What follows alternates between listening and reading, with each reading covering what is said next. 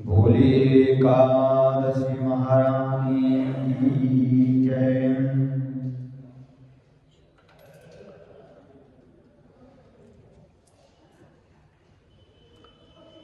गोविंदा गोपाला मुरली मनोहर नंद लाला। गोविंदा गोपाला मुरली मनोहर नंद लाला। जय हो मुरली मनोहर नंद लाला। मुरली मनोहर नंद लाला। गोविंदा गोपाला मुरली मनोहर नंद लाला। गोविंदा गोपाला मुरली मनोहर नंद लाला। जय हो मुरली मनोहर नंद लाला। मुरली मनोहर नंद लाला। गोविंदा गोपाला मुरली मनोहर नंद लाला। जय हो मुरली मनोहर नंद लाला। बोलिए मुरलीधर भगवान की जय। बोलिए एकादशी महारानी की जय। हम लोग श्रवण करने जा रहे हैं एकादशी की पावन महत्व। आज है पौष महीने की शुक्ल पक्ष की पुत्रदा नाम की एकादशी। किसी सज्जन ने हमारे से पूछा कि कहने लगे कि ये तो पुत्रदा एकादशी है, जो पुत्र प्राप्ति की कामना से मात्र किए जाते हैं। औरों के लिए करना चाहिए या नहीं करना चाहिए, ये उन्होंने प्रश्न किया था। परंतु ऐसा नहीं है। एकादशी का व्रत हर किसी को करना चाहिए। जैसा पुत्रदा एकादशी है, जो पुत्र प्राप्ति की कामना के लिए मात्र नहीं है, ये तो धर्मार्थ काम मोक्ष चतुर्विध फल प्राप्ति के लिए एकादशी के व्रत किए जाते हैं। भगवान श्री कृष्ण जी से युधिष्ठिर महाराज कहते हैं, आपने हमें सफला एकादशी का व्रत महिमा सुनाया, और कृपा करके यह बताइए कि पौष शुक्ल एकादशी का क्या नाम है, उसकी विधि क्या है, और इनमें कौन से देवता की पूजा की जाती है। उन्होंने प्रश्न किया। भगवान श्री कृष्ण जी कहने लगे, राजन, इस एकादशी का नाम है पुत्रदा।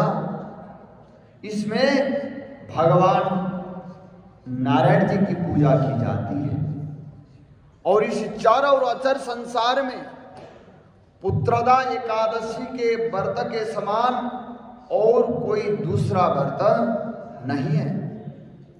इसके पुण्य से मनुष्य तपस्वी, विद्वान और लक्ष्मीवान होता है। बोले, इसकी मैं एक कथा कहता हूं, सुनो।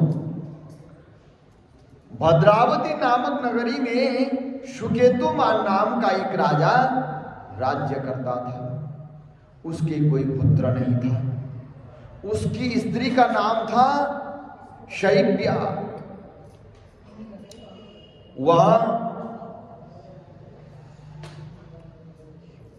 उनके कोई पुत्र नहीं हुए, इसलिए सदैव चिंतित रहा करती थी। राजा के पितर भी रो रो कर पिंड लिया करते थे, और सोचा करते थे कि इसके बाद हमको पिंड देने वाला कौन होगा। राजा को भाई बांधव, धन, हाथी, घोड़े, राज्य और मंत्री, इन सब में से किसी चीज से भी संतोष नहीं हुआ, संतोष नहीं होता था। इसका एकमात्र कारण क्या था कि पुत्र का न होना। वह सदैव यही विचार करता था कि मेरे मरने के बाद मुझको कौन पिंडदान करेगा। बिना पुत्र के पितरों और देवताओं का ऋण में कैसे चुका सकूंगा। जिस घर में पुत्र न हो उसमें सदैव ही अंधेरा रहता है। उन्होंने कहा मुझे पुत्र की उत्पत्ति के लिए प्रयत्न करना चाहिए। जिस मनुष्य ने पुत्र का मुख देखा है वह धन्य है, उसको इस लोक में यश और परलोक में शांति मिलती है। अर्थात उसके दोनों लोक सुधर जाते हैं। पूर्व जन्मों के कर्म से ही इस जन्म में पुत्र, धन आदि प्राप्त होते हैं। राजा इसी प्रकार दिन रात चिंता में लगा रहता था। एक समय राजा ने अपने शरीर का त्याग करने का विचार किया, परंतु आत्मघात को पाप समझकर उसने ऐसा नहीं किया, क्योंकि आत्मघात करना सबसे बड़ा पाप है। बोले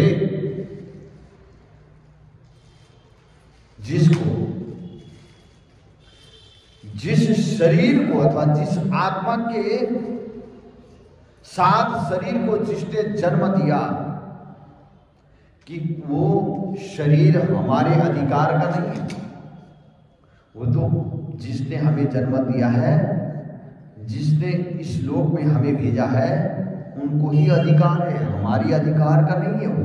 इसलिए उसको आत्मघात, उसको महापाप लगेगा आत्मघात करने से। हाँ, ऐसा विचार किया उसने भी, राजा ने भी। एक दिन राजा ऐसे ही विचार करता हुआ अपने घोड़े पर चढ़कर वन की ओर चला गया। जब मन में चिंता होती है, बाहर की चीज सुख देने वाला नहीं होता।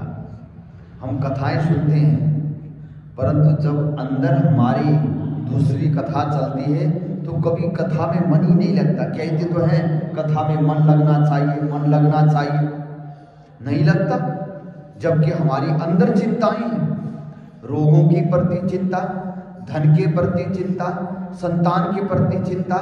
जो चिंता होती है, हम कथा में बैठ भी जाते हैं फिर भी सुनाई नहीं देता।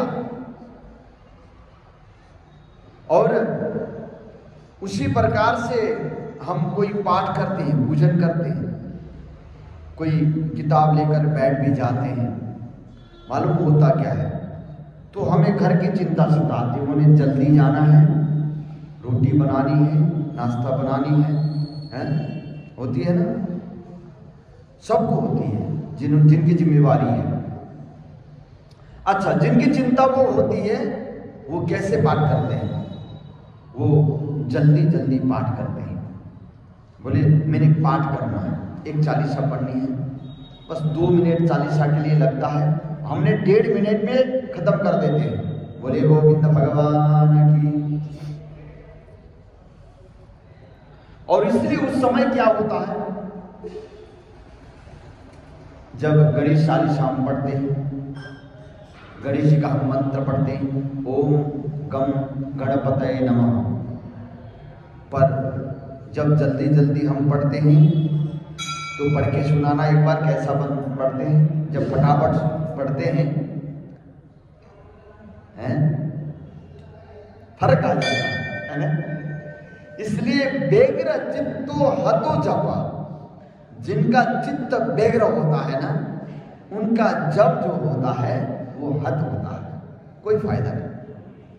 आप एक मंत्र पढ़िए, 50 मंत्र रोज पढ़ते हो तो एक मंत्र पढ़िए, पर आराम से पढ़िए। व्यग्र चित्त, जिनका चित्त व्यग्र है, चिंतित है और घबराए हुए हैं, उनका जप व्यर्थ होता है। बोलिए गोविंद भगवान की। और उसी प्रकार से जिनकी अंदर चिंताएं होती है वो हमारी कथा भी अच्छी नहीं लगती। हाँ, और भूखों के लिए, जिनकी पेट में भूख लगी है, उनको कोई सभा में ले जा करके रख दें, कहीं कथा में नहीं किसी सभा में ले जाकर रख दें, उनके दिमाग में कुछ नहीं जाता, भूख लगी है ना। तो चिंता कहाँ होती है? बोले अन्न में होती है। और जो दरिद्री होता है तो उनको धन में चिंता होती है, मन नहीं लगता। इसलिए सबसे पहले तो मन को शुद्ध करना चाहिए। हम कथा सुनते हैं, भजन करते हैं। आज राजा को क्या हुआ, बड़े चिंतित अवस्था में वो वन की ओर चले गए घोड़े में बैठकर, और पक्षियों और वृक्षों को वहां देखने लगा वन में। और उसने देखा कि वन में मृग, व्याघ्र, सुअर, सिंह, बंदर, सर्प, पशु पक्षी इत्यादि सारे के सारे भ्रमण कर रहे हैं। हाथी अपने बच्चे हथिनियों के साथ घूम रहा है। इस वन में कहीं तो गीदड़ अपने कर्कश स्वर में बोल रहे हैं, कहीं उल्लू ध्वनि कर रहे हैं। वन के दृश्यों को देखकर राजा सोच विचार में लग गया, विचार करने लगा। इसी प्रकार उसको 2 प्रहर बीत गए। वह सोचने लगा कि मैंने कई यज्ञ किए, ब्राह्मणों को स्वादिष्ट भोजन भी मैंने कराया, यज्ञ भी मैंने किया, ब्राह्मणों को तृप्त भी किया, फिर भी मुझको यह दुख क्यों प्राप्त हुआ? मन में विचार किया, मैंने यज्ञ किया, शायद यज्ञ का फल न मिला हो। मैं रोज मंदिर जाके मेरे देवताओं की पूजा करी, शायद मुझे वो पूजा का फल नहीं मिला होगा, जिससे मैं कष्ट में हूँ, जिससे मैं चिंतित हूँ, चिंता अवस्था में हूँ। जब हमें चिंता सताती है तब हम अपनी भक्ति में भी शंका करने लगते हैं। कहीं हमने जो भक्ति किया, क्या पता उसमें कहीं कमी तो न रह गई। तो ऐसा सोचने से क्या होता है, आस्था जो होती है हमारी अटूट आस्था नहीं हुई, और जो हमारी आस्था थी उसमें दरारें आ गई। दरारें आने के बाद क्या होता है? बोले हमारा पूजन यज्ञ निष्फल हो जाता है, हम भरोसा नहीं कर पाते, विश्वास नहीं कर पाते। और छोटी सी जो चिंता होती है वो भी हमें क्या कर देती है, हमारी आस्था को कम कर देती है, विश्वास को कम कर देती है। बोले राजा ने विचार किया, मैं रोज मंदिर भी जाता, यज्ञ यजन करता और दान देता, ब्राह्मणों को भोजन करा के तृप्त भी मैंने किया। अब उसने शंका करने लगा, शायद उसी यज्ञ में कहीं मेरी कमी तो न रह गई हो, है? और ऐसा विचार करने लगा। राजा प्यास के मारे अत्यंत दुखी हो गया और पानी की तलाश में इधर उधर फिर घूमने लगा। और थोड़ी दूर पहुंचने पर राजा ने एक सरोवर देखा। वो सरोवर कैसा था? वो उस सरोवर में कमल खिले हुए थे, सारस, हंस, मगरमच्छ आदि विहार कर रहे थे। उस सरोवर के चारों तरफ मुनियों के आश्रम बने हुए थे। आहा, उस समय राजा के दाहिने अंग भड़कने लगे, और जो पुरुष के दाहिने अंग भड़कने लगे तो शुभ माना जाता है। और राजा शुभ शकुन समझकर घोड़े से उतरा और मुनियों को दंडवत प्रणाम करके उसके सामने बैठ गया। राजा को देखकर मुनियों ने कहा, राजन, हम तुमसे अत्यंत प्रसन्न हैं, हम खुश हैं, अपनी इच्छा कहो। राजा ने उनसे पूछा, महाराज आप है कौन और किस लिए यहाँ आए हैं, हमें बताइए। मुनि बोले, राजन, आज संतान देने वाली पुत्रदा एकादशी है, हम लोग विश्वदेव हैं और इस सरोवर पर स्नान करने के लिए आए हैं। बोलिए एकादशी महारानी की जय। हम स्नान करने के लिए आए हैं। इस पर राजा कहने लगे कि महाराज मेरी भी कोई संतान नहीं, यदि आप मुझ पर प्रसन्न हैं तो एक पुत्र का वरदान दीजिए। मुनि बोले राजन आज पुत्रदा एकादशी है, आप इसका व्रत कीजिए, भगवान की कृपा से अवश्य ही आपके पुत्र होगा। मुनि के वचनों के अनुसार राजा ने उस दिन एकादशी का व्रत किया और द्वादशी को उसका पारायण किया। इसके बाद मुनियों को प्रणाम करके राजा अपने महल में वापस आ गया। कुछ समय के बाद रानी ने एक सुंदर पुत्र का जन्म दिया और वही राजकुमार अत्यंत शूरवीर, धनवान, यशस्वी तथा प्रजापालक हुए। भगवान बोले राजन पुत्र की प्राप्ति के लिए पुत्रदा एकादशी का व्रत करना चाहिए और जो मनुष्य इस महात्म्य को पाठ करना, पढ़ना या सुनना भी करते हैं उसको अंत में स्वर्ग की प्राप्ति होती है। इस प्रकार भगवान श्री कृष्ण जी युधिष्ठिर महाराज को कहते हैं इति श्री एकादशी व्रत महात्म्यम संपूर्णम। बोले एकादशी महारानी की जय। जय जय राधा रमण हरि बोल।